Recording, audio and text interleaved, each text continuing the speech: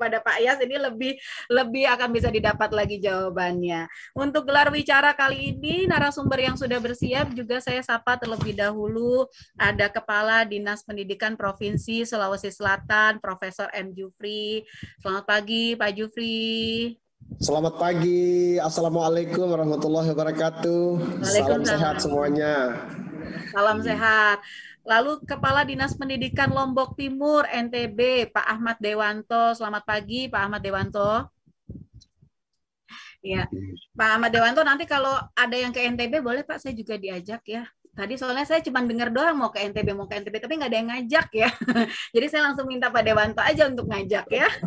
Lalu, baik, selanjutnya ada Ibu Dr. Cici Wartisa MPD dari TK Negeri Pembina Kabupaten Bandung. Selamat pagi Bu Cici. Ini bagus foto-foto.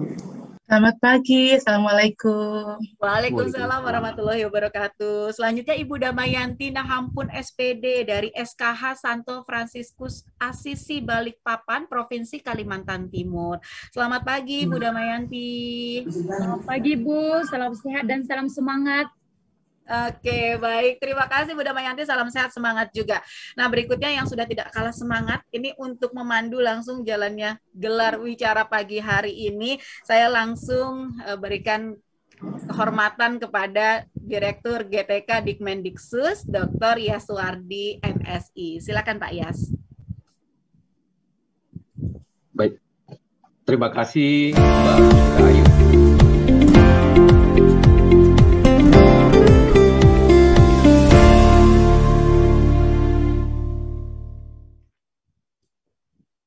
Oke. Terima kasih Mbak Puspa Ayu. Assalamualaikum warahmatullahi wabarakatuh. Waalaikumsalam warahmatullahi wabarakatuh. Selamat pagi dan salam sejahtera untuk kita semuanya. Yang saya hormati Direktur Jenderal Guru dan Tenaga Kependidikan, Dr. Iwan Sahril PhD. Yang saya hormati Sekretaris Ditjen GTK, Profesor Dr. Nunuk Suryani, MPD. Yang saya hormati Direktur P3 GTK, Dr. Praptono MED. Yang saya hormati Direktur GTK PAUD, Dr. Santi Ambarukmi MED. Yang saya hormati Direktur GTK Dikdas, Dr. Ramadi Widiharto MA. Yang saya hormati Kepala P4TK dan Kepala LP2K SPS. Yang saya hormati Bapak dan Ibu narasumber hebat yang sudah bergabung pada kesempatan ini. Yang saya hormati Bapak dan Ibu Kepala Dinas Pendidikan Provinsi, Kabupaten Kota, Bapak dan Ibu Guru, Kepala Sekolah dan Pengawas, insan pendidikan. Terkhusus kepada panitia pelaksana yang sudah bekerja secara optimal. Hadirin yang berbahagia. Kita masuk pada sesi kedua, yaitunya gelar wicara, dialog interaktif, menggali informasi-informasi penting, praktik-praktik baik dari 4 narasumber hebat kita. Ibu Sekretaris sudah menyampaikan apa yang harus dilakukan pada tahun ajaran 2021-2022. Bapak Dr. Ramadi sudah memaparkan bagaimana cara dan strategi dalam rangka mengikuti bimbingan teknis seri panduan pembelajaran tahun ajaran 2021-2022. Informasi sudah sangat lengkap. Namun Bapak dan Ibu semuanya, jangan beranjak dulu. Kita akan mendengarkan bagaimana informasi dan praktik baik dari 4 narasumber hebat kita ini. Saya akan memperkenalkan sekaligus akan menyapa 4 narasumber kita. Yang pertama, Kepala Dinas Pendidikan Provinsi Sulawesi Selatan, Profesor Dr. M. Jufri, MSI, MPSI. Assalamualaikum Prof. Jufri. Waalaikumsalam warahmatullahi wabarakatuh. Senang bisa berjumpa dengan Bapak Ibu semua. Terima kasih Pak Yas. Amin. Bagaimana kondisi hari ini, sehat dan bugar? Alhamdulillah, sehat, semangat. Terima kasih. Rasanya partisipan dan peserta ingin mendengar langsung dari Prof. Jufri. 1 menit, Prof. Sudah berapa lama bertugas dalam jabatan sebagai Kepala Dinas Pendidikan Provinsi Sulawesi Selatan? Silakan, Prof. Ya, baik. Alhamdulillah saya menerima amanah ini dari pemerintah Provinsi Sulawesi Selatan dalam jabatan Kepala Dinas Pendidikan. Saat ini menjelang 11 bulan. Jadi tepatnya itu 10 bulan 20 hari. Alhamdulillah. Selamat dalam tugas barunya, moga-moga lancar dan sukses. Amin. Ya Rabbal Alamin. Amin, amin. Terima kasih Pak Direktur. Yang kedua, Bapak dan Ibu, Kepala Dinas Pendidikan dan Kebudayaan Kabupaten Lombok Timur, Nusa Tenggara Barat, Bapak Ahmad Dewanto Hadi, STMT. Assalamualaikum Pak Hadi. Assalamualaikum Pak Yas. Waalaikumsalam. Sehat dan bugar pagi hari ini? Alhamdulillah, seperti yang Bapak lihat. Insya Allah dalam keadaan sehat. Amin. Pak Hadi, siap. Tolong sampaikan informasi. Sudah berapa lama dalam jabatan sebagai Kepala Dinas Pendidikan dan Kebudayaan Lombok Timur? Silakan. Terima kasih Pak Yas. Mungkin relatif sama dengan Pak Kadis Dikbud Sulawesi Selatan.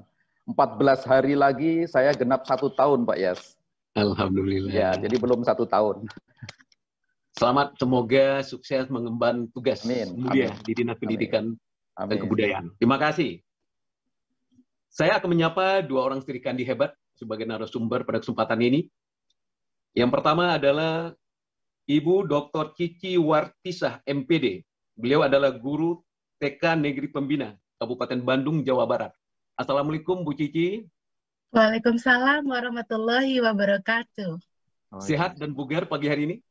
Alhamdulillah, luar biasa sehat dan semangat. Alhamdulillah. Bu Cici, tolong sampaikan sudah berapa lama ya dalam status sebagai guru hebat di TK Pembina, Kabupaten Bandung. Silakan.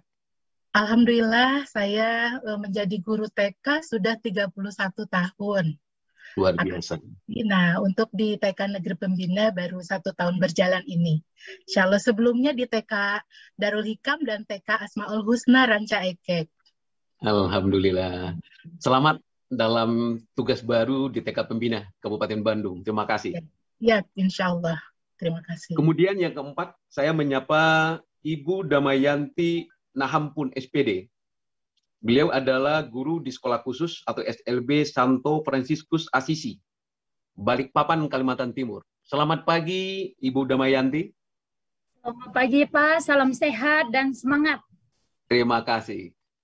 Tolong bercerita, Ibu Damayanti, sudah berapa lama bertugas sebagai guru hebat di sekolah yang saat ini Ibu lakukan tugasnya? Silakan. Saya mendampingi anak berkebutuhan khusus di Sekolah Khusus Santo Fransiskus Asisi 4 tahun, Pak. Sudah 4 tahun, terima kasih. Terima kasih. Bapak dan Ibu yang saya hormati, ada 2 orang laki-laki hebat sebagai narasumber kita pada pagi hari ini, dan 2 orang serikandi hebat akan berbagi informasi dan praktik baik Bapak dan Ibu. Rasanya Bapak dan Ibu tidak sabar lagi kita mencoba berdiskusi, berdialog Bapak dan Ibu. Pertama saya akan menyapa Bapak Profesor Jufri. Ya. Prof. Jufri, terima kasih sudah siap sebagai narasumber. Terima kasih Pak Yas. Siap. Terima kasih. Ada 2 pertanyaan kunci di bidang kebijakan. Dan nanti ada 1 harapan. Baik.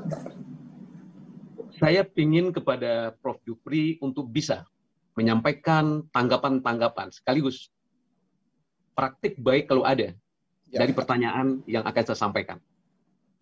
Pertama adalah bagaimana rencana pelaksanaan pembelajaran pada tahun ajaran 2021-2022 di Sulawesi Selatan. Yang kedua, apa persiapan dan dukungan dari pemerintah daerah kepada sekolah dan kepada guru agar dapat melaksanakan pembelajaran dengan baik tahun ajaran 2021-2022. Silakan untuk direspon, ditanggapi. Ada syaratnya, Prof. Siap. Tanggapannya singkat, padat, cepat, dan komprehensif. Silakan, Prof. Masya Allah. Baik, terima kasih banyak. Assalamualaikum warahmatullahi wabarakatuh. Selamat pagi, salam sejahtera. Om Swastiastu, Namo Buddhaya, salam kebajikan. Senang bisa bertemu, berjumpa Bapak Ibu sekalian, para guru-guru hebat, dan juga para pejabat pimpinan di kementerian yang sangat luar biasa. Izinkan saya atas nama Kepala Dinas Pendidikan Provinsi Sulawesi Selatan sekaligus juga menyampaikan ucapan selamat untuk peluncuran program Guru Belajar dan Berbagi seri panduan pembelajaran tahun akademik 2021-2022. Program yang luar biasa yang akan membantu para guru-guru kita bisa makin lebih hebat menjalankan tugas-tugasnya di lapangan. Amin. Terima kasih Pak Yas. Pertanyaan pertama saya menyampaikan bahwa Sulawesi Selatan mewakili 24 kota kabupaten. Kami menyatakan bahwa Sulawesi Selatan saat ini telah melakukan perencanaan yang matang di bawah koordinasi Bapak PLT Gubernur Provinsi Sulawesi Selatan. Kami menyatakan Sulawesi Selatan pada prinsipnya siap untuk melaksanakan pembelajaran tatap muka terbatas tahun ajaran 2021-2022. Hal ini kami dapat kemukakan dengan mengacu pada beberapa pertimbangan. Yang pertama, Sulawesi Selatan telah melakukan uji coba pelaksanaan pembelajaran tatap muka terbatas selama 7 minggu yang telah dimulai pada tanggal 9 April 2021 dan dilaunching langsung oleh PLT Gubernur Sulawesi Selatan, dihadiri oleh Ketua DPR bersama dengan seluruh Prokopimda di Provinsi Sulawesi Selatan. Selama pelaksanaan kegiatan ini, mengacu pada SKB 4 Menteri, kami jalankan dengan protokol COVID yang ketat, dengan pengawalan yang sangat baik bersama seluruh aparat dan pejabat terkait di daerah tersebut, dilakukan di 3 sekolah, yaitu SMA 21, SMA 2, dan SMA 4 yang semuanya berada di Kota Makassar. Hasil pelaksanaan kegiatan ini menggambarkan bahwa seluruh kegiatan yang direncanakan dengan kesepakatan-kesepakatan yang telah diatur dengan sangat ketat, alhamdulillah bisa berjalan lancar dan menghasilkan harapan-harapan seperti yang menjadi keinginan banyak pihak. Yang terpenting, akhir dari pelaksanaan pembelajaran tatap muka terbatas juga dilakukan uji atau tes PCR masing-masing 30% dari 3 sekolah yang menjadi subjek uji coba, dan hasilnya 100% juga menunjukkan non-reaktif. Okay. Inilah yang menjadi alasan penting, dan ini juga telah kami laporkan kepada Direktorat Pendidikan Dasar dan Menengah terkait dengan praktek-praktek yang telah kami lakukan. Yang kedua, kami juga telah melakukan survei terhadap guru dan siswa yang telah dilakukan pada tanggal 11 dan 13 Juni 2021 yang lalu, dan melibatkan 47.874 siswa dan juga sebesar 11.034 orang guru yang tersebar di 24 kota kabupaten di Sulawesi Selatan. Hasil dari survei tersebut menunjukkan bahwa siswa, guru, dan juga dukungan orang tua menyatakan bahwa mereka menginginkan situasi pembelajaran tatap muka dapat dilangsungkan. Mereka siap semuanya, dan bahkan dengan penetapan penggunaan standar protokol COVID yang ketat sekalipun, mereka juga siap. Laporan yang kami dapatkan terakhir kemarin melakukan rapat koordinasi dengan seluruh kepala cabang dinas di 12 cabang dinas, dan juga mendengarkan masukan dari Kepala Dinas Kota Kabupaten Sulawesi Selatan, umumnya juga menyatakan siap untuk melakukan pembelajaran tatap muka terbatas dengan ketentuan yang diperketat sekalipun. Yang terakhir untuk Bijambang ini, kami juga telah mendapatkan informasi bahwa di hampir seluruh satuan pendidikan juga telah terbentuk Satgas COVID-19 untuk masing-masing unit sekolah. Nah, adapun bentuk dukungan pemerintah Provinsi Sulawesi Selatan yang tentu kami harapkan juga terjadi di kota-kota lain di seluruh Indonesia adalah respon yang sangat positif dari pemerintah daerah, dalam hal ini pemerintah provinsi maupun pemerintah kota kabupaten, dengan dikeluarkannya surat edaran PLT Gubernur terkait dengan pelaksanaan pembelajaran tatap muka terbatas di masa pandemi COVID-19 tahun ini. Dalam surat edaran tersebut juga telah ditetapkan pembagian dengan mempelajari perkembangan kondisi COVID yang terjadi di setiap wilayah, mempelajari karakteristik wilayah masing-masing, dan juga dilakukan secara adaptif dan tetap berkoordinasi dengan pemerintah kota kabupaten serta mendengarkan rekomendasi dari Satgas COVID-19 yang ada di setiap wilayah. Dukungan lain yang kami saksikan bahwa pemerintah provinsi, tentu juga di provinsi lain, alhamdulillah juga mendukung pelaksanaan pemberian vaksin sebanyak 2 kali kepada masing-masing guru. Data terakhir yang kami peroleh koordinasi Dinas Kesehatan Provinsi Sulawesi Selatan, sudah sekitar 77% guru-guru kita di seluruh Sulawesi Selatan telah mengikuti program vaksinasi ini. Kemudian ada pelibatan unsur pihak lain yang didorong oleh keinginan kebijakan pemerintah provinsi, pelibatan PMI dan pihak-pihak lain untuk ikut membantu program sekolah melakukan penyemprotan disinfektan agar sekolah-sekolah kita ini, kelas-kelas yang telah ditinggalkan cukup lama bisa sehat kembali. Kemudian ada upaya dari pihak pemerintah provinsi mendorong BUMN dan lembaga non-pemerintah untuk bisa membantu pengembangan sekolah mempersiapkan diri memasuki pembelajaran tatap muka. Misalnya dengan pemberian bantuan penyediaan alat-alat periksa dan seterusnya.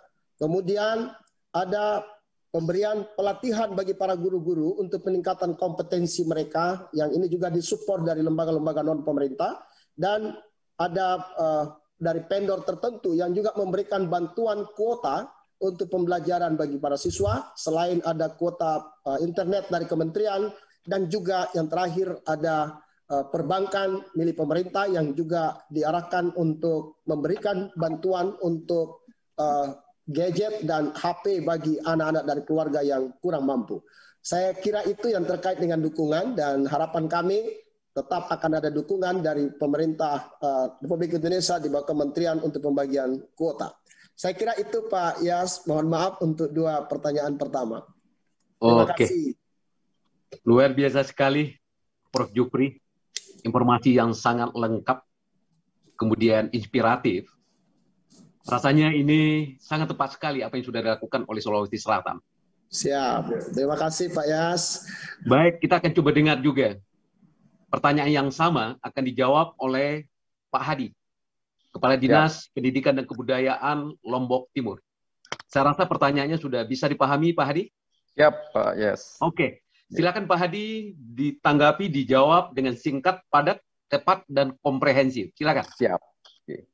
Jadi sesuai kalender akademik kami, Pak Yas, tanggal 12 Juli minggu depan hari Senin kami sudah mulai masuk pembelajaran tatap muka. Ini bukan sesuatu yang baru, karena kami mulai November 2020 sudah melaksanakan pembelajaran tatap muka terbatas. Dengan pembelajaran tatap muka terbatas yang tetap dan ketat memperhatikan protokol kesehatan yang memang sudah ditetapkan. Kemudian apa persiapan yang kami lakukan dan dukungan pemerintah? Kami harus memastikan bahwa daftar periksa yang sesuai dengan Dapodik itu sudah diisi semua oleh satuan pendidikan. Dan itu sudah kami lakukan. Kemudian ini adalah minggu terakhir sebelum anak-anak masuk pada hari Senin. Seluruh sekolah satuan pendidikan yang di bawah kewenangan kita sudah dilakukan pemeriksaan terhadap ruangan-ruangan, kemudian dilakukan penyemprotan disinfektan sebelum hari Senin anak-anak masuk. Ini dilakukan secara mandiri oleh sekolah-sekolah kita. Kemudian yang terpenting kami sudah menyelesaikan kurikulum dalam kondisi khusus. Untuk SMP kami sudah selesaikan 100%, untuk SD insya Allah minggu ini sudah selesai semua. Kemudian juga yang terpenting karena harus ada jaminan kepala sekolah menandatangani fakta integritas, Pak Yas, bahwa sekolah dijamin tetap memenuhi protokol kesehatan. Kemudian juga yang tidak kalah penting adalah pernyataan orang tua. Minggu-minggu ini sudah kami harus siapkan bahwa beliau mengizinkan putra-putrinya untuk pembelajaran tatap muka. Kemudian dukungan pemerintah Pak Yas yang sangat banyak kami dapatkan, sama dengan Sulawesi Selatan, kami mencapai 62% untuk para guru kita yang sudah divaksinasi. Kemudian juga ada edaran Bapak Bupati untuk melibatkan seluruh pihak terkait.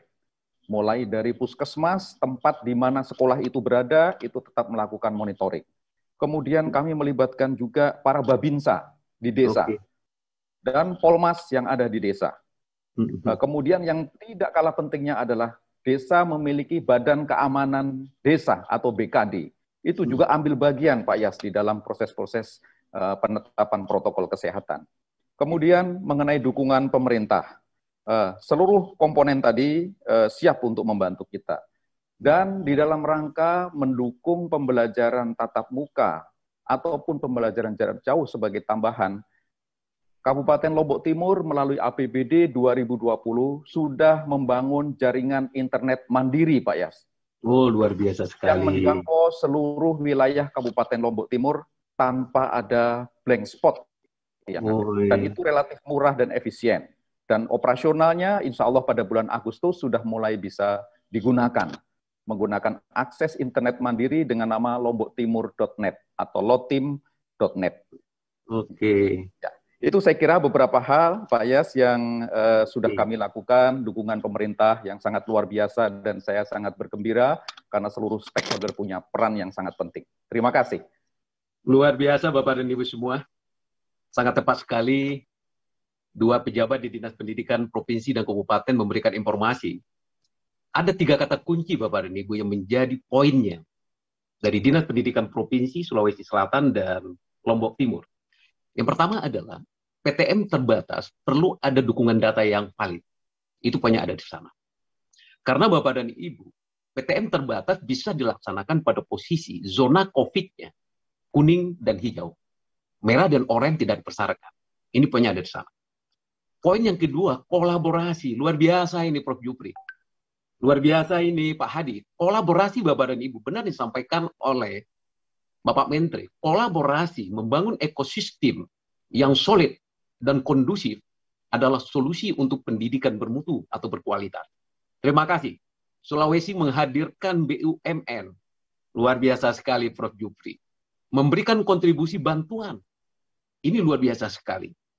Kemudian Bapak dan Ibu, yang menarik dari Pak Hadi adalah, pertama adalah data, yang kedua, adanya fakta integritas. Poin fakta integritas Bapak dan Ibu ini bentuk pertanggungjawaban. Terutama secara moral dan cara administrasi. Poin yang ketiga sesuai dengan latar belakang pendidikan beliau. STMT, jaringan internet mandiri. Luar biasa ini ya. Jadi nampaknya Pak Bupati tidak salah ini menempatkan seorang sarjana teknik gitu ya. Terima kasih Pak, ini luar biasa. Memang dipersyaratkan sekali. Sekali lagi apresiasi kepada Prof. Jupri, kepada Pak Hadi yang telah menyampaikan informasi-informasi yang sangat penting sekali. Bapak dan Ibu, kita masuk kepada 2 Sri Kandi hebat kita pada kesempatan ini. Dari wajah masih muda Bapak dan Ibu dibandingkan dengan saya. Karena Prof, saya sudah 58 Prof. Nampaknya Bu Cici masih di bawah saya, Bu Damayanti mungkin masih muda dari saya Bapak Ibu. Saya akan melemparkan 2 pertanyaan kunci dan 1 harapan nantinya. Pertama saya menyapa Ibu Cici. Selamat pagi Bu Cici. Selamat pagi. Oke, saya senang sekali senyum Bu Cici menunjukkan rasa sayang kepada anaknya tinggi sekali. Pantas sebagai guru PAUD ya. Terima kasih Bu Cici.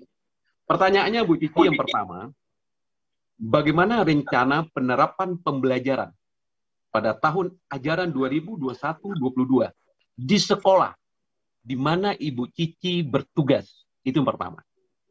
Yang kedua, ceritakan praktik baik yang sudah pernah Ibu Cici lakukan sehubungan dengan pembelajaran di masa pandemik COVID-19.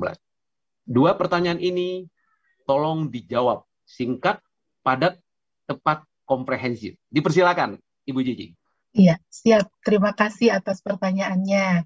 Baik, saya akan mencoba untuk menjawab pertanyaan ini. Yang pertama, untuk rencana penerapan pembelajaran tatap muka untuk tahun ajaran 2021-2022, tentunya kita mungkin memperhatikan zona di lingkungan kita. Ya, mudah-mudahan saja ini semakin baik ya zonanya, zona kuning ataupun hijau. Dan kemudian kami akan berkoordinasi juga dengan Korwildik, pengawas ya, dan juga Dinas Pendidikan Kabupaten Bandung, yang tentu saja dalam hal ini untuk perizinan bagaimana kalau kita pelaksanaan tatap muka. Nah, selanjutnya kita akan persiapkan untuk lingkungan sekolah dari mulai ruang belajar anak ya, yang tentu saja bagaimana persiapan di kelas meja kursinya, mainannya, halamannya, APE dalam, APE luar. Karena di TK ataupun di PAUD ini banyak mainan. Yang tentunya ini harus steril semuanya, termasuk air dan termasuk fasilitas untuk cuci tangan, ya. Nah, setelah itu kita juga persiapkan bagaimana berbagai sarana prasarana yang kita butuhkan seperti termogan. Kalau sarana cuci tangan itu sudah jelas ya, termogan, kemudian bagaimana untuk hand sanitizer-nya, dan kemudian penyemprotan untuk di seluruh ruangan kelas. Nah, setelah itu kita juga mengadakan rapat dengan guru untuk perencanaan bagaimana penjadwalan anak-anak. Karena tentu saja karena ini pertemuan tatap muka terbatas, jadi di kelas tidak boleh semua anak masuk. Jadi mungkin kita atur berapa, misalnya 50%. Rata-rata kelas kami 15 orang satu kelasnya. Nah, mungkin untuk PTMT nanti bisa 50% per sesinya. Jadi satu kelasnya cukup 7 orang sampai 8 orang. Yang kemudian guru-guru kami alhamdulillah sudah divaksin. Nah, sudah divaksin, dan setelah itu kita pun berkoordinasi dengan Satgas COVID setempat ya di lingkungan. Nah, termasuk masyarakat yang ada di sana. Nah, setelah kita siap, nah kita mengadakan pertemuan dengan orang tua wali murid ya tentang persetujuan dan pernyataan bagaimana ketika pelaksanaan tatap muka akan dilaksanakan.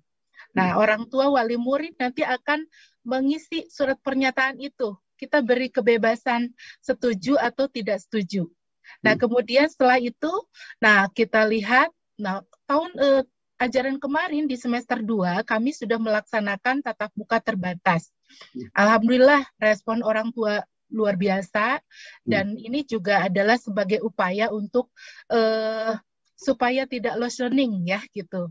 Sehingga anak-anak juga senang belajar. Nah, tentunya kami juga menyiapkan dengan guru-guru adalah RPP, rencana pelaksanaan pembelajaran yang menarik, menyenangkan untuk anak-anak di masa pandemi COVID-19 ini. Nah, karena untuk kurikulum pun terbatas ya, terbatas. Jadi artinya mana yang bisa disampaikan pada anak-anak, tentunya ini pembelajaran menarik, menyenangkan, yang mana nanti akan dilaksanakan secara blended. Nah, ada tatap muka dan juga ada daringnya nanti. Ya, ada daring. Karena mungkin untuk di awal tentu saja tidak setiap hari anak-anak masuk. Jadi ada tatap mukanya, ada daringnya. Nah, kemudian setelah itu, nah kita persiapkan, begitupun orang tua mungkin ada parenting, diberikan pembekalan untuk orang tua, bagaimana pendampingan pembelajaran untuk anak-anak kita. Ya, baik itu di rumah, ya BDR, belajar dari rumah, nah supaya mereka siap untuk mendampingi anak-anak kita.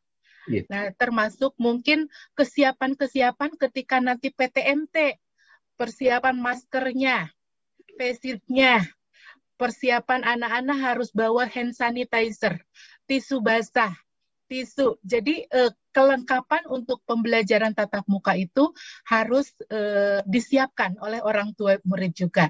Termasuk kami guru-gurunya. Guru-guru harus sehat, semuanya harus siap dengan pembelajaran itu, dan dirancang pembelajarannya yang menarik dan menyenangkan. Nah, adapun praktik baik yang sudah kami lakukan di masa pandemi COVID-19 ini luar biasa. Di masa pandemi ini model dan metode yang kami lakukan sangat banyak, insya Allah. Nah, dimulai dari pembuatan kit pembelajaran. Kit pembelajaran yang tentunya nanti akan dibagikan untuk orang tua wali murid. Nah, kit pembelajaran ini dirancang, dibuat agar orang tua pun dapat mendampingi di rumah. Ya. Jadi memang harus yang orang tuanya bisa. Kemudian setelah kit pembelajaran itu tentunya tidak hanya kertas ataupun misalnya buku, tidak, tapi beragam. Ada kreativitasnya, kemudian nanti pemanfaatan loose part, Ya, loose part itu adalah bahan-bahan mungkin dari barang bekas ataupun media-media yang ada di rumah.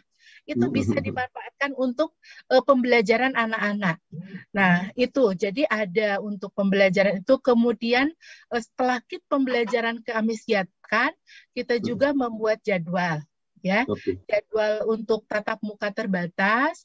Kemudian kita lakukan juga pembelajarannya melalui daring, melalui aplikasi Zoom meeting. Nah, jadi anak-anak ada jadwalnya nih, kelompok mana, belajar Zoom-nya hari apa.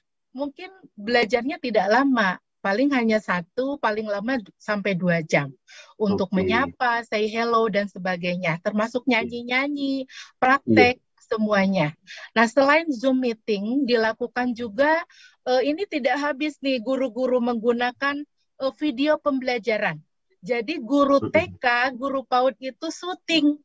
Nah, jadi untuk menyiapkan video pembelajaran syuting seperti artis. Jadi dari mulai awalnya apa, berdoa, nyanyi, semua di-shoot. Ya, jadi ada syuting nih. Sehingga nanti memberikan video pembelajaran yang menarik buat anak-anak sebagai acuan pembelajarannya. Selain itu, guru pun menggunakan media WhatsApp group. Itu sebagai informasi, komunikasi, dan koordinasi dengan orang tua wali murid. Nanti di-share untuk video pembelajarannya, kemudian guru pun melakukan video call. Video call, karena tidak cukup dengan Zoom. Jadi video call itu paling 1-2, ya paling banyak itu kan untuk 8 orang. Itu bisa video call. Selain itu, voice note juga kita lakukan. Siapa anak-anak, selamat pagi anak-anak, assalamualaikum, di voice note itu, sehingga anak-anak merasa disapa walaupun BDR. Jadi selalu ada kedekatan. Nah, apalagi banyak sekali yang kita lakukan di masa pandemi ini, dan tentunya dengan orang tua juga kita berkolaborasi dengan orang tua murid, kolaborasi yang baik. Ya, nah seperti itu. Jadi insya Allah di masa pandemi kita tidak akan putus asa, kita terus berkarya, menyiapkan pembelajaran yang menarik, menyenangkan, supaya anak-anak tetap happy, senang belajar di masa pandemi COVID-19 ini. Ya, harapannya insya Allah mudah-mudahan ya untuk tahun ajaran ini pembelajaran pembelajaran terbatas, tapi anak-anak juga senang. Dan guru-guru pun menyiapkan pembelajaran yang membuat anak-anak juga happy. Orang tua juga senang untuk mendampingi anak-anak, dan juga mudah-mudahan semuanya tetap sehat. Anak-anaknya, guru-gurunya, orang tua muridnya, dan seluruh yang ada di sekolah ataupun di lingkungan juga diberikan kesehatan. Itu barangkali, Pak. Luar biasa. Terima kasih Ibu Dr. Cici. Bapak dan Ibu yang kita hormati, poin pada praktik baik. Yang kedua, memaksimalkan peran orang tua. Bukan cuma orang tua yang harus kita maksimalkan. Orang dewasa yang ada di rumah, itu perlu dimaksimalkan. Ini poinnya luar biasa sekali. Sapaan yang hangat. Laughing children. Luar biasa. Prof. Jupri tidak berhenti di laughing, coaching, sentuhan, learning loss. Ini yang kita khawatirkan. PJJ Bapak dan Ibu, salah satu dampaknya adalah terjadi learning loss, rendahnya capaian hasil belajar. Kementerian mendorong PTM terbatas adalah salah satu solusi cerdas. Setuju Bapak dan Ibu. Tapi kembali, zona COVID adalah data untuk mengambil suatu keputusan PTM atau PJJ serta blended. Terima kasih Bu Cici. Ibu Damayanti. Dengan pertanyaan yang sama Ibu Damayanti. Bertugas Bapak dan Ibu di sekolah khusus atau SLB. Luar biasa sekali Bapak dan Ibu tantangan. Tetapi tantangan itu harus kita carikan solusinya Ibu Damayanti. Saya percaya Ibu Damayanti dengan tim sudah bersikap. Bagaimana menghadirkan pembelajaran yang joyful, yang menyenangkan, yang meaningful, yang bermakna. Silakan Ibu Damayanti. Baik, terima kasih. Silakan. Baik Pak, terima kasih. Saya akan men-sharingkan pengalaman saya dan terima kasih untuk kesempatan yang diberikan kepada saya. Sebelum saya akan men-sharingkan bagaimana rencana kami ke depan, saya akan terlebih dahulu men-sharingkan praktik baik gitu ya Pak ya, supaya nanti berkesinambungan gitu Pak ya. Ya, singkat padat ya. Siap Pak, siap. Iya. Baik, apa yang melatar belakangi kami berani menerapkan mendatangkan anak ke sekolah itu karena permasalahan tumbuh kembang dan kondisi psikososial dari peserta didik. Banyak yang mengalami penurunan, terutama dalam perilaku. Kemudian tidak hanya siswa, tapi juga orang tua. Orang tua sudah mulai stres. Bahkan mengatakan anaknya berhenti sekolah saja, tidak usah sekolah, karena tidak bisa mendampingi. Kemudian orang tua juga sudah mulai bekerja normal. Jadi kalau di rumah tidak akan ada yang mendampingi anak belajar. Dan yang paling penting, dulu pernah kami menerapkan sistem home visit.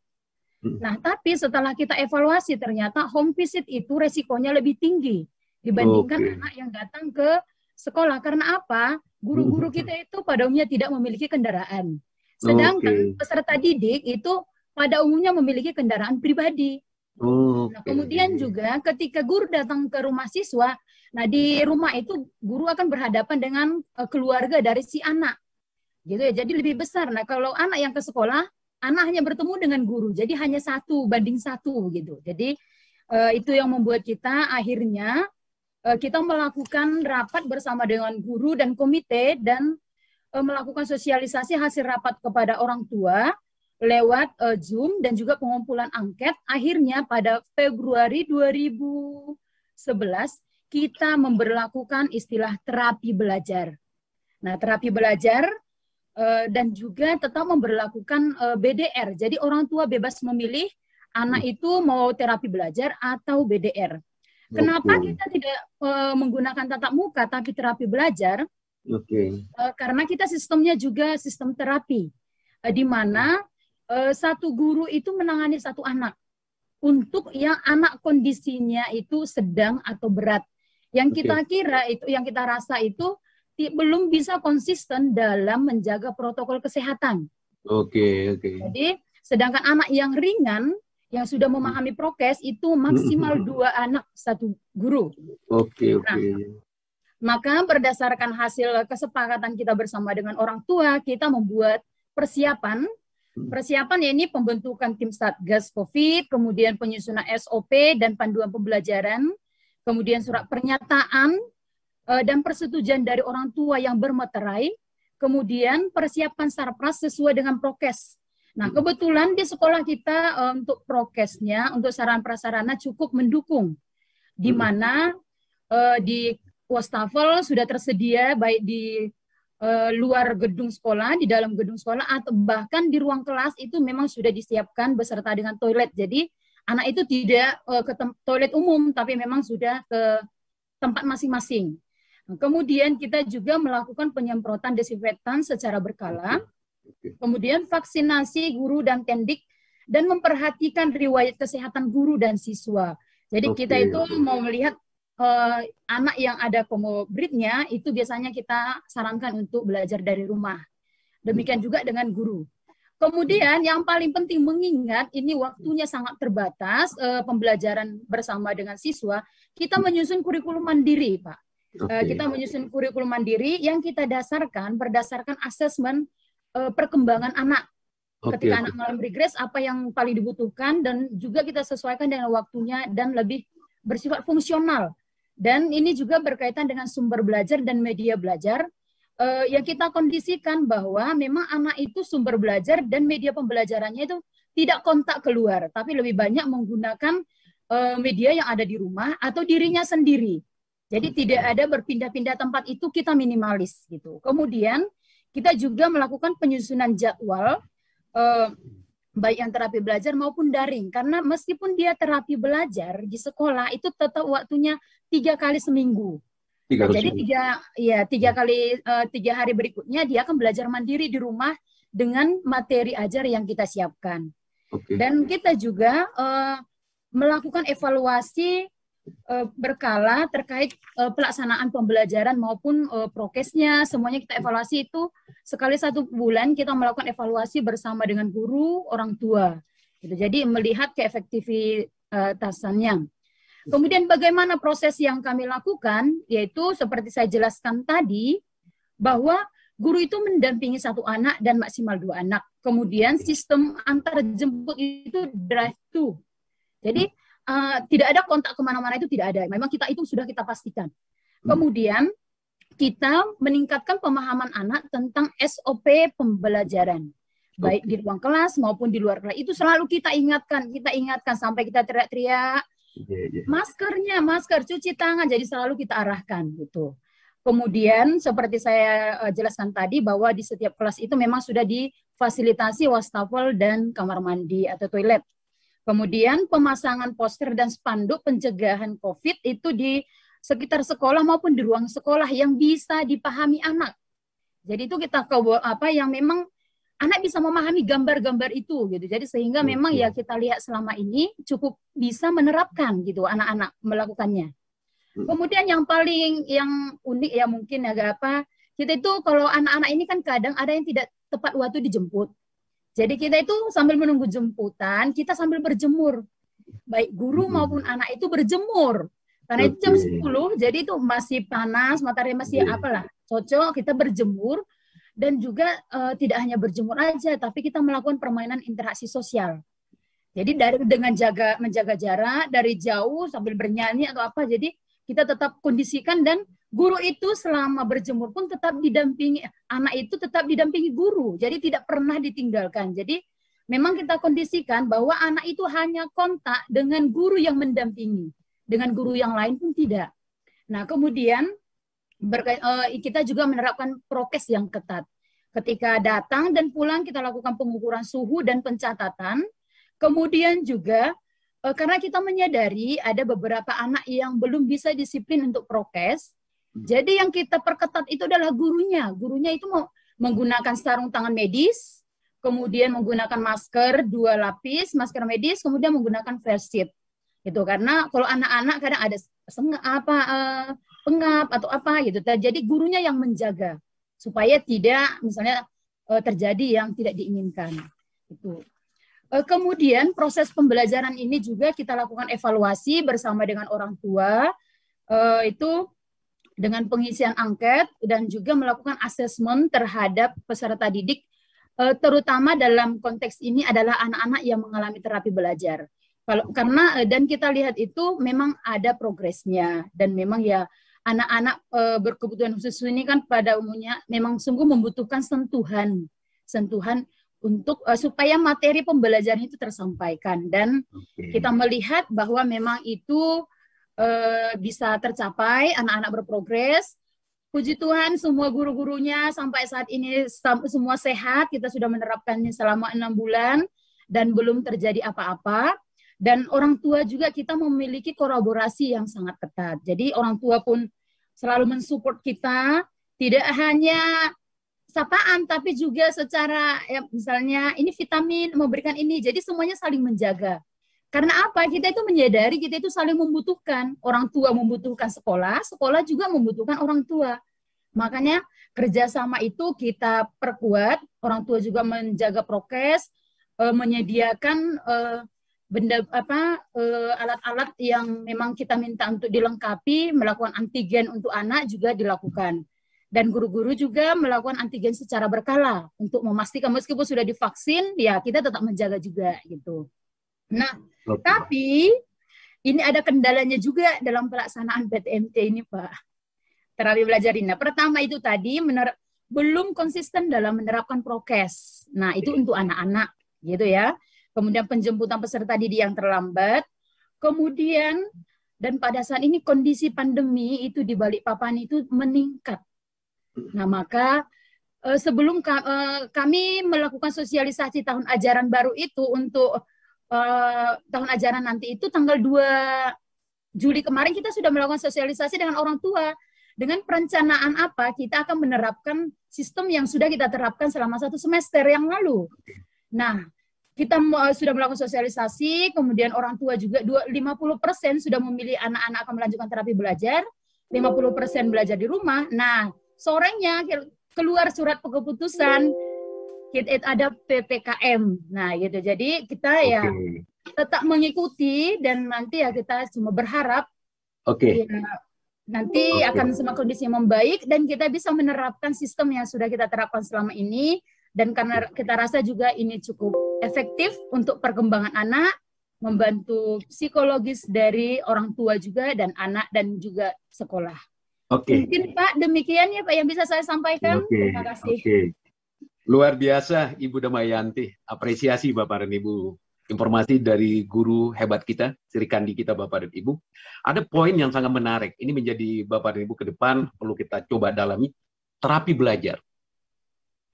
Yang kedua, data dukung. Kita setuju sekali. Kolaborasi, kesiapan sekolah. Ada istilah berjemur. Kembali kepada Ibu Damayanti, tetap berjemur mengacu kepada norma-norma kesehatannya. Sampai jam berapa batas dan seterusnya. Itu poin ada di sana. Ada hal yang menarik kedua Bapak dan Ibu. Kurikulum khusus. Setuju sekali Bapak dan Ibu.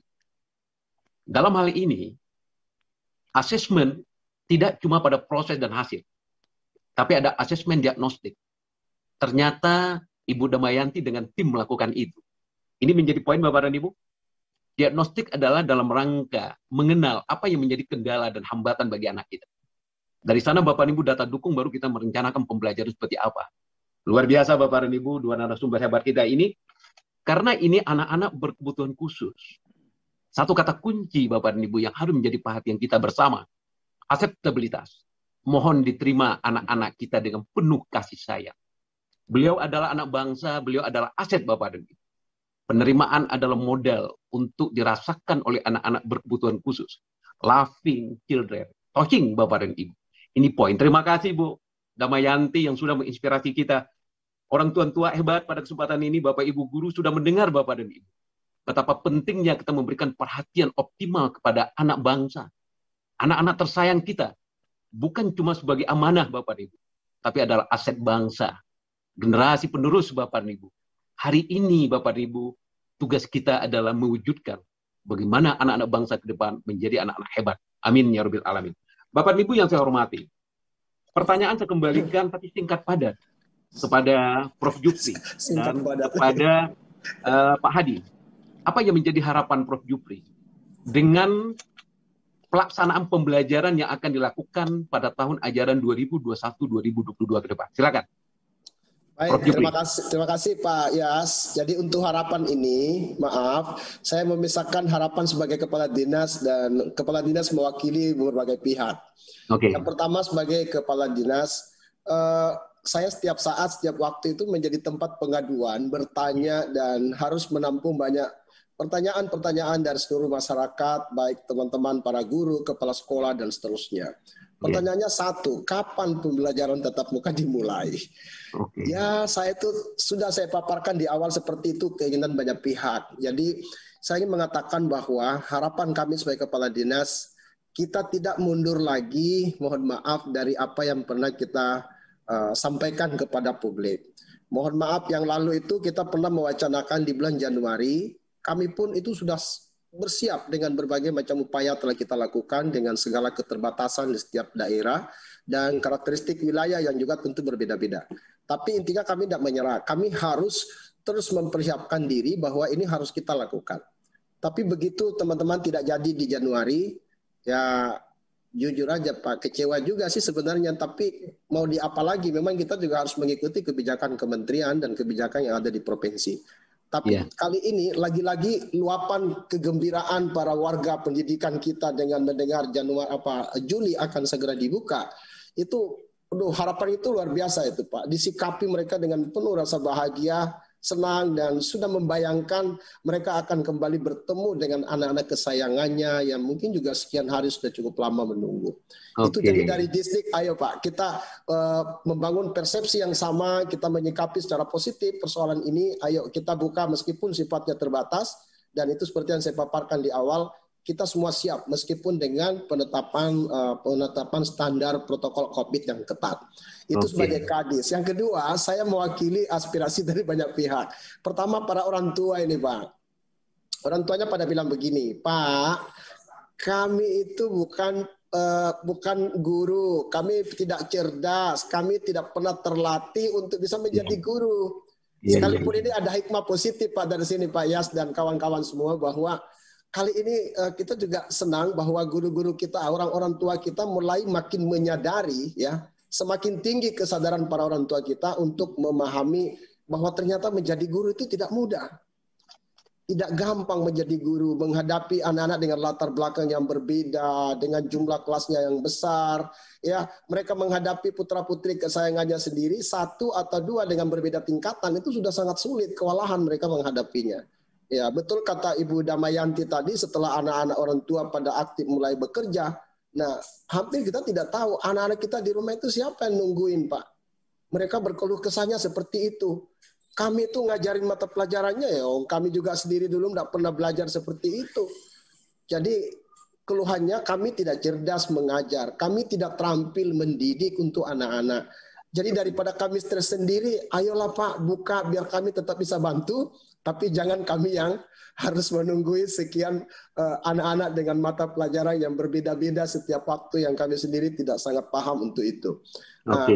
Anak-anak juga begini Pak, satu lagi kekhawatiran orang tua, Pak, katanya dulu itu anak-anak datang ke sekolah tidak bawa gadget, tidak boleh bawa HP. Sekarang itu malah terbalik, tinggal di rumah dan tidak boleh berpisah dengan HP-nya dan gadgetnya. Nah ini kekhawatiran baru yang muncul dari para orang tua, takutnya anak-anak ini tidak bisa lagi terpisahkan dengan gadget, sehingga akan ada efek samping lain yang mungkin perlu menjadi perhatian.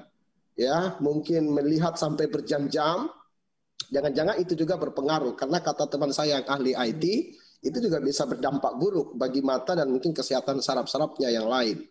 Jadi ini kekhawatiran. Yang terakhir, para siswa Pak, anak-anak juga bilang begini, Pak, kalau kami boleh main ke kafe, kalau kami sudah bisa jalan-jalan ke mall, kenapa kami tidak bisa datang ke sekolah?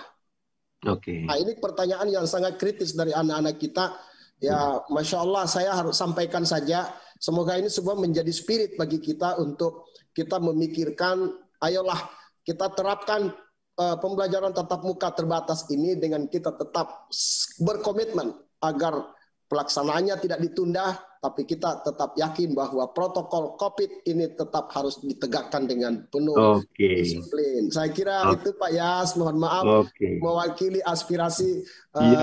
Ya, saya juga dengar kemarin sedikit lagi Pak, rapat koordinasi dengan teman-teman para kepala dinas pendidikan kota kabupaten, mereka udah bilang, Pak, kita ini udah buat persiapannya matang, kita sudah punya buat kurikulumnya yang fleksibel, kita sudah buat lagi berbagai panduan-panduan.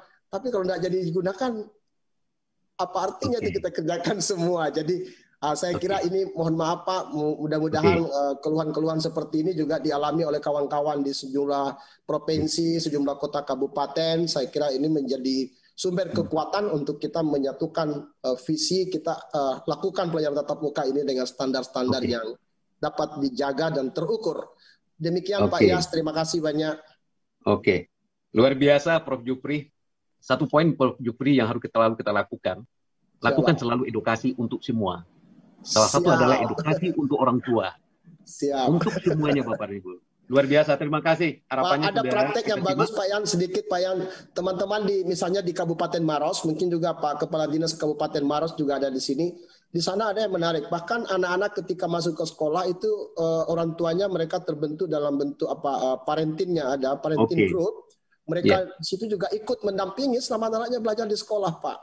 Jadi Maros ini salah satu di daerah Sulawesi Selatan yang juga melakukan pembelajaran dengan sudah membuka dan mereka lakukan secara bertahap. Di Sulawesi Selatan sudah ada sejumlah daerah yang utamanya yang termasuk daerah-daerah 3T, itu juga telah melakukan pembelajaran tatap muka dengan cara terbatas ini. Terima kasih Pak Yas. Terima kasih. Terima kasih Prof. Jupri. Pertanyaan yang sama kepada Pak Hadi. Silakan Pak Hadi. Baik. Apa harapannya Pak Hadi? Ya, harapan kami cuma satu, Pak Yas, bahwa sekali kebijakan pembelajaran tatap muka ini digulirkan, maka berikutnya kita harus bertahan bahwa ini terus berjalan. Syaratnya apa? Syaratnya pasti harus ada peran semua pihak. Para guru, warga belajar, dan orang tua murid. Untuk sama-sama mengingatkan dalam kebaikan, fastabiqul khairat, untuk tetap menjaga prokes kesehatan kalau kita masih ingin melanjutkan belajar tatap muka itu seterusnya. Saya kira itu harapan saya, Pak. Terima kasih. Terima kasih singkat padat, Pak Hadi. Data dukung tetap menjadi perhatian kita. Siap. Harapan kita setuju sekali. Kemudian kolaborasi harus selalu kita kembangkan. Tadi Prof. Nunuk menyampaikan aman, nyaman adalah prioritas dalam rangka pelaksanaan pembelajaran. Kata kunci ini Bapak dan Ibu harus menjadi perhatian kita, data dukung. Kita semangat Bapak dan Ibu, PTM terbatas adalah solusi cerdas dengan catatan. Silakan dipelajari, dibaca SKB 4 Menteri. Mohon dimiliki, dibaca panduan pembelajaran Pautidasmen di masa pandemi COVID-19. Dua informasi yang saya sampaikan ini akan memudahkan Bapak dan Ibu mengambil keputusan sekaligus melaksanakan pembelajaran di masa pandemi COVID-19. Terima kasih Bapak dan Ibu.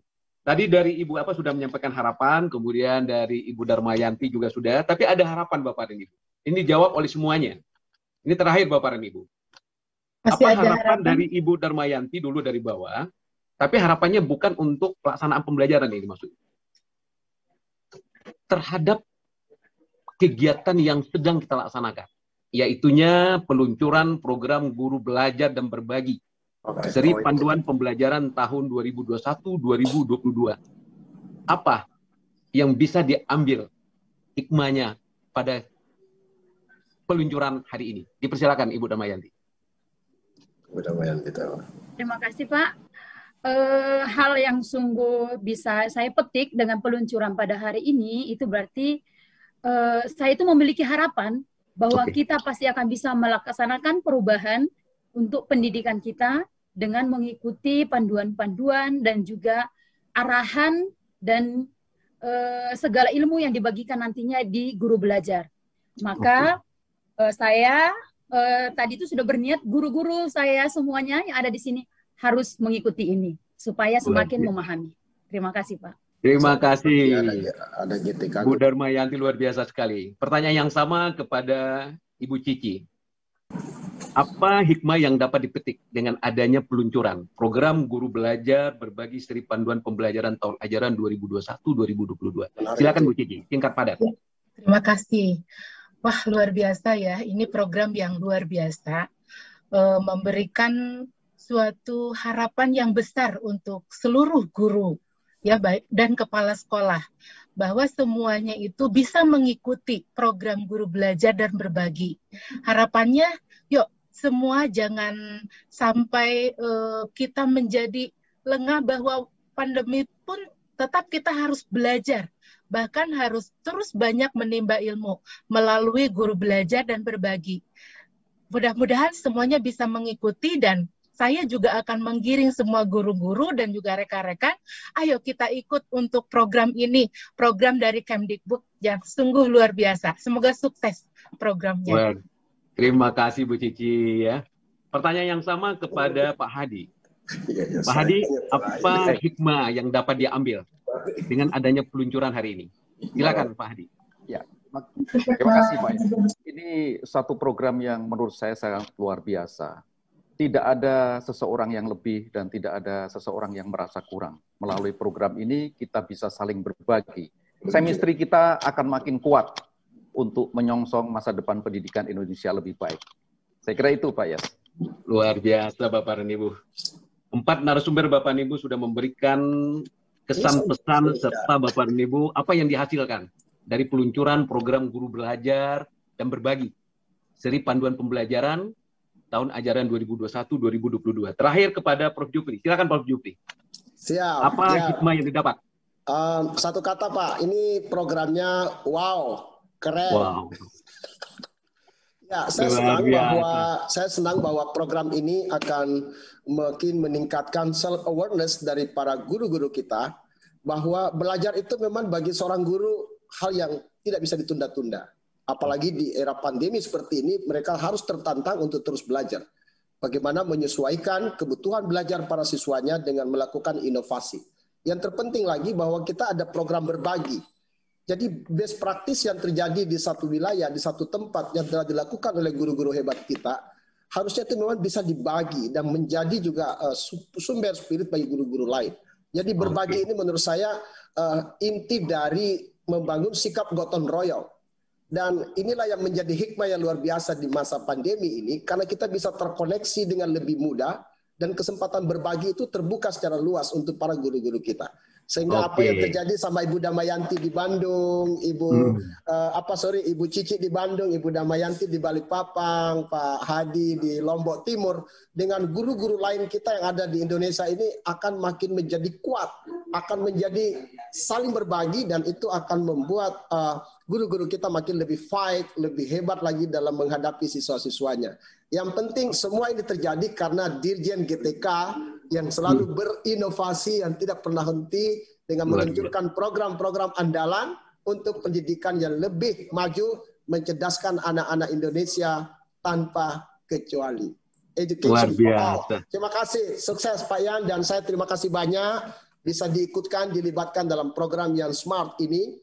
Dan hari ini juga saya didampingi oleh Kepala Bidang GTK saya. Segera setelah peluncuran hari ini, informasi ini akan secara masif kami akan sebarkan ke seluruh insan pendidikan di Sulawesi Selatan supaya mereka menjadi bagian yang akan ikut dalam program yang hebat ini. Terima kasih Pak Yan, mohon maaf kalau ada yang berlebihan. Terima kasih banyak. Wassalamualaikum warahmatullahi wabarakatuh. Waalaikumsalam warahmatullahi wabarakatuh. Bapak dan Ibu saya hormati, karena kita dibatasi oleh waktu. Apa yang Bapak Ibu sampaikan pada kami, salah satu terakhir adalah salam hormat kepada Pak Dirjen, insya Allah akan kami sampaikan. Ada pesan kepada Pak Kepala Dinas, tolong hadirkan guru-guru kita di daerah untuk ikut bimbingan teknis, panduan pembelajaran tahun ajaran 2021-2022. Pastikan Sulawesi Selatan booming pesertanya. Lombok Timur booming pesertanya. Yakinkan Bapak dan Ibu, itu bentuk keseriusan kita. Bapak dan Ibu yang saya hormati, izinkan saya memberikan sedikit rangkuman pada kegiatan gelar wicara pada pagi hari ini. Yang pertama Bapak dan Ibu, mohon menjadi perhatian kita, SKB 4 Menteri Bapak dan Ibu memberikan ruang dan kesempatan atau opsi pembelajaran tatap muka terbatas, PJJ dan blended. Namun tetap ada data dukung untuk mengambil suatu keputusan. Orang tua Bapak dan Ibu harus dilibatkan untuk mengambil keputusan. Persetujuan orang tua Bapak dan Ibu itulah dasar untuk mengambil keputusan. Dan apabila orang tua belum setuju PTM terbatas, jangan dipaksa Bapak dan Ibu. Ini harus menjadi perhatian kita semua. Yang kedua Bapak dan Ibu, sudah ada panduan pembelajaran PAUD di Dasmed di masa pandemi COVID-19. Panduan itu sangat simpel, adaptif, dan implementatif Bapak dan Ibu. Di dalam panduan itu banyak sekali informasi-informasi teknis yang akan didapat dan diperoleh. Dan pastikan Kepala Dinas memiliki panduan. Kepala sekolah memiliki panduan Bapak dan Ibu. Pengawas memiliki panduan. Sering melakukan rapat-rapat koordinasi. Memastikan pembelajaran yang akan kita laksanakan ini apakah PTM terbatas, PJJ, atau blended. Data dukung, koordinasi, dan kerjasama Bapak dan Ibu adalah poin penting untuk mensukseskan pembelajaran di masa pandemi COVID-19. Yang kedua Bapak dan Ibu, bahwasanya program guru belajar dan berbagi seri panduan pembelajaran tahun ajaran 2021-2022. Semangatnya adalah untuk mendukung Kepala Dinas Pendidikan Provinsi Kabupaten Kota, Kepala Sekolah, pengawas, dan guru untuk dapat memberikan layanan terbaik. Saya ulangi, memberikan layanan terbaik kepada anak didik, peserta didik, anak bangsa yang merupakan amanah dan aset bangsa ke depannya Bapak dan Ibu. Jadi program ini Bapak dan Ibu diluncurkan dalam rangka bagaimana kita bisa memberikan pelayanan terbaik kepada anak bangsa. Ki Hajar Dewantara Bapak dan Ibu tetap mengatakan, mari kita memberikan pelayanan dan berorientasi selalu kepada murid. Pak Dirjen, Bapak Menteri selalu menyampaikan, pembelajaran itu harus berorientasi pada murid. Berorientasi pada murid. Berorientasi pada murid. Murid adalah segala-galanya Bapak dan Ibu. Untuk itu apa? Di masa pandemik ini yang harus kita bangun adalah rasa empati dan simpati. Loving children, cinta kasih Bapak dan Ibu. Penerimaan, akseptabilitas kepada anak, siapapun anak. Berikan perhatian dan kasih sayang. Di situ insya Allah Bapak dan Ibu ada pesan agama. Memberikan sesuatu yang terbaik tidak pernah ada ruginya. Akan ada kebaikan-kebaikan yang akan kita terima Bapak dan Ibu. Terima kasih Bapak dan Ibu, luar biasa sekali pertemuan pada hari ini. Saya sebagai pengantar, pemandu Bapak dan Ibu rasanya belum puas berdiskusi dengan 4 narasumber hebat. Tapi karena waktu yang membatasi, saya mohon maaf Bapak dan Ibu. Untuk itu saya mohon maaf lahir dan batin. Mohon izin Mbak Ayu, saya terpaksa juga membaca satu pantun Mbak Ayu. Supaya Mbak Ayu jadi penasaran gitu ya. Pantun penutup Bapak dan Ibu. Burung ketulang ada di kandang, terus berkicau sampai pagi. Terima kasih sudah datang. Semoga ilmu yang dibagi bermanfaat untuk kita semua. Tepuk tangan Bapak dan Ibu untuk kita semua. Terima kasih.